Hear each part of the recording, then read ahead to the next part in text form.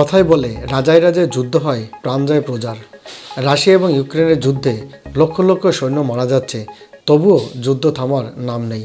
আর এটা তখনই হয় যখন শাসকের অহংকার মানুষের জীবনের চেয়ে বড় হয়ে ওঠে, সেটা হয়ে ওঠে ক্ষমতার যোগ্য। আজকে আমরা এই ভিডিওতে রাশিয়া এবং ইউক্রেনের যুদ্ধের সর্বশেষ পরিস্থিতি নিয়ে আলোচনা করব। তো চলুন শুরু করা যাক আজকের ভিডিও। নমস্কার, আমি বিনয়। সিনোপসিসে আপনাদের সবাইকে স্বাগতম।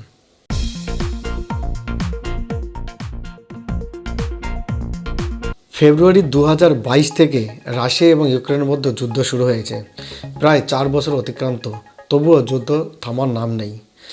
সর্বশেষ রিপোর্ট অনুযায়ী জানা যায়, রাশিয়া এবং ইউক্রেনের যুদ্ধে প্রায় 20 লক্ষ সৈন্য তথা সাধারণ মানুষের প্রাণহানি হয়েছে।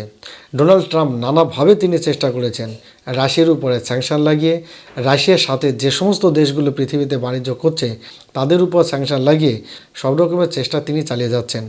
সমস্ত ধরনের চেষ্টা চালানোর পরেও এখনও কিন্তু এই যুদ্ধ থামাতে তিনি সক্ষম হননি। তবুও কিন্তু তিনি তার প্রচেষ্টা থেমে রাখেননি। তার মধ্যস্থতায় গত সপ্তাহে রাশিয়া এবং ইউক্রেনের প্রতিনিধিদের সঙ্গে আবুধাবিতে একটি আলোচনা সংগঠিত হয় এবং সেই আলোচনা অনেকটা ফলপ্রসূ হয়েছে বলেও জানা যায়। দ্বিতীয় পর্যায়ে আলোচনার জন্য রাশিয়ার প্রেসিডেন্ট পুতিন জেলেনস্কিকে মস্কোতে আমন্ত্রণ জানিয়েছিলেন শান্তি আলোচনার জন্য। তবে জেলেনস্কি সেই আমন্ত্রণকে প্রত্যাখ্যান করে তিনি জানিয়েছেন তিনি পৃথিবীর অন্য যে কোনো দেশে আলোচনায় বসতে প্রস্তুত, তবে রাশিয়া ছাড়া। তাহলে এই দুই রাষ্ট্রনেতাদের মনের মধ্যে এই হাজার হাজার সৈন্য এবং সাধারণ মানুষ যে মারা যাচ্ছে সেটা নিয়ে তাদের কোনো চিন্তাই নেই। অর্থাৎ তারা ঠান্ডা করে থেকে লাভ ক্ষতির হিসাবটা করে যাচ্ছে। যদি এখন এই পরিস্থিতিতে যুদ্ধ থামিয়ে দিতে হয়, তাহলে হয়তো পুতিন ভাববে যে তার যে লক্ষ লক্ষ সৈন্য মারা গেছে, তাহলে আমি কি পেলাম। সেই কারণে সে হয়তো যুদ্ধ থামাতে এখন রাজি হচ্ছে না। অন্যদিকে জেলেনস্কি সে ভাবছে যে আমি যদি এখন যুদ্ধ থামিয়ে দিই, তাহলে আমার যে ইউক্রেনের যে সার্বভৌমত্ব সেটা প্রশ্নের মুখে পড়ে যাবে।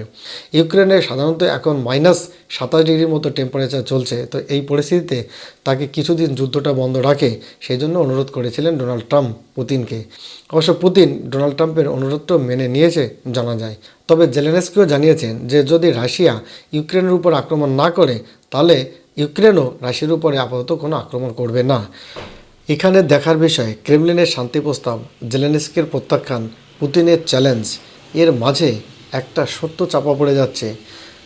2022 থেকে 2026 পর্যন্ত লক্ষ লক্ষ সৈন্য তথা সাধারণ মানুষের জীবন বিপর্যয়, সেই কথা বলার কেউ নেই।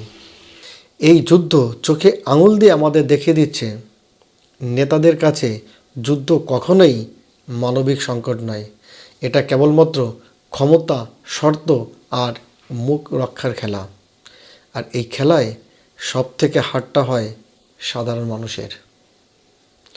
তো বন্ধুরা, রাশিয়া এবং ইউক্রেনের যুদ্ধ সম্পর্কে আপনাদের মূল্যবান মন্তব্য কমেন্টে কমেন্ট করে জানাবেন। আর ভিডিওটি যদি ভালো লাগে তাহলে অবশ্যই আমার চ্যানেলটিকে লাইক, শেয়ার এবং সাবস্ক্রাইব করে আমার পাশে থাকুন।